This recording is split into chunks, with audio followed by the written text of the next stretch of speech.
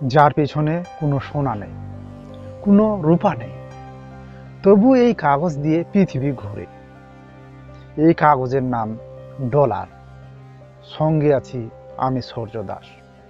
আজকের পৃথিবীতে সবচেয়ে শক্তিশালী অস্ত্র ট্যাঙ্ক নয়, বোমা নয়, পারমাণবিক ক্ষেপণাস্ত্র নয়। সবচেয়ে শক্তিশালী অস্ত্র হলো একটি মুদ্রা। আপনি ভাবতে পারেন মুদ্রা কিভাবে অস্ত্র হতে পারে? ইতিহাস বলে যে দেশ অন্য দেশকে টাকা ধার দেয় সেই দেশেই বিশ্বকে শাসন করে। এখন সেই ক্ষমতা রয়েছে আমেরিকার হাতে। এই অস্ত্রের নাম ইউএস ডলার। দ্বিতীয় বিশ্বযুদ্ধের পর ইউরোপ ধ্বংসস্তূপে পরিণত হয়, এশিয়া বিধ্বস্ত হয়। শুধু এক দেশ অক্ষত, তার নাম আমেরিকা। 1944 সালে ব্রেটন উডস চুক্তি বিশ্ব একমত হলো ডলার হবে রিজার্ভ কারেন্সি। শুরুর দিকে ডলার ছিল সোনার সঙ্গে বাঁধা, কিন্তু 1971 সালে নিক্সন সেই বন্ধন ছিঁড়ে দিলেন। এরপর ডলার দাঁড়িয়ে আছে একটা জিনিসের উপর, তার নাম হলো বিশ্বাস। বিশ্বাস যে আমেরিকা শক্তিশালী, বিশ্বাস ভেঙে পড়বে না। এই বিশ্বাসে ডলারকে দিয়েছে বিশ্বের সম্রাটের মর্যাদা। তেল এখানেই আসে সবচেয়ে গুরুত্বপূর্ণ বিষয়। বিশ্বের প্রায় সব তেল বিক্রি হয় ডলারে। আপনি চীন হন, ভারত হন, বাংলাদেশ হন, তেল কিনতে হবে ডলারে। এই ব্যবস্থার নাম পেট্রো ডলার সিস্টেম। বিশ্ব যতদিন তেল খাবে ততদিন ডলারের প্রয়োজন থাকবে, এবং যতদিন ডলারের চাহিদা থাকবে আমেরিকা চাইলে সীমাহীন টাকা ছাপাতে পারবে। অন্য দেশ যদি এমন চেষ্টা করে অর্থনীতি ভেঙে পড়বে, কিন্তু আমেরিকা করলে বিশ্ব সেটাই মেনে নেয়। এটাই প্রকৃতি ক্ষমতা। আমেরিকার সামরিক শক্তি বিশাল, কিন্তু এই শক্তির জ্বালানি কোথা থেকে আসে? ডলার থাকায় আমেরিকা যুদ্ধ চালাতে পারে, ঘাঁটি বানাতে পারে, নিষেধাজ্ঞা চাপাতে পারে, ইরানকে চাপে রাখতে পারে, ভেনেজুয়েলাকে কোণঠাসা করতে পারে, রাশিয়াকে অর্থনৈতিকভাবে আঘাত করতে পারে।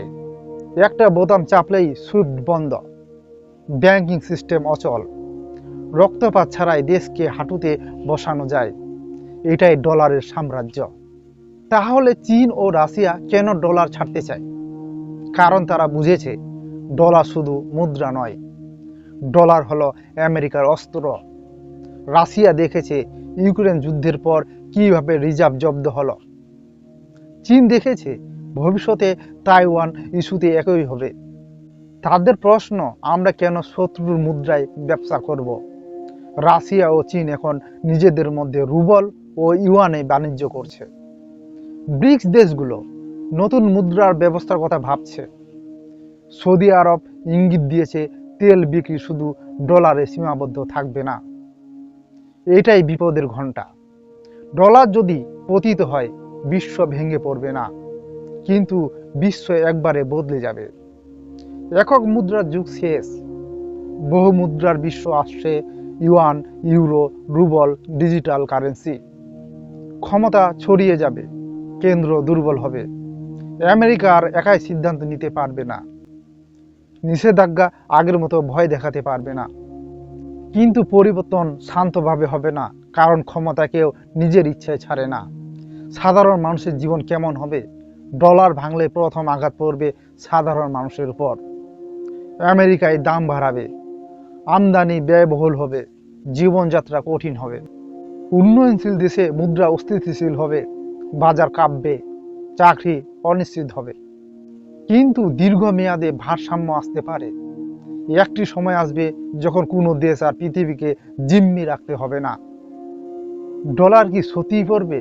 আজ না, কালো না, কিন্তু ইতিহাস বলে কোনো সাম্রাজ্য চিরস্থায়ী নয়। রোমান ডিনার, ব্রিটিশ পাউন্ড, সবাই একসময় শাসন করেছে, সবাই একসময় নেমে গেছে।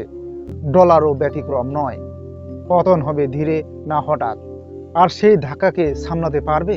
আজকের পৃথিবীতে টাকা মানে শুধু টাকা নয়, টাকা মানে ক্ষমতা, ক্ষমতা মানে নিয়ন্ত্রণ, আর নিয়ন্ত্রণ মানে আধিপত্য। ডলার পড়লে শুধু আমেরিকা নয়, পুরো বিশ্বকে নিজেকে নতুন করে চিনতে হবে। শেষ প্রশ্ন একটাই, এই নতুন বিশ্বে আমরা শাসিত হব না অংশীদার? আজকের আলোচনায় ছিলাম আমি সূর্য। আপনার মতামত কমেন্ট করে জানাবেন। দেখা হবে পরের ভিডিওতে। ভালো থাকবেন, সুস্থ থাকবেন। ধন্যবাদ।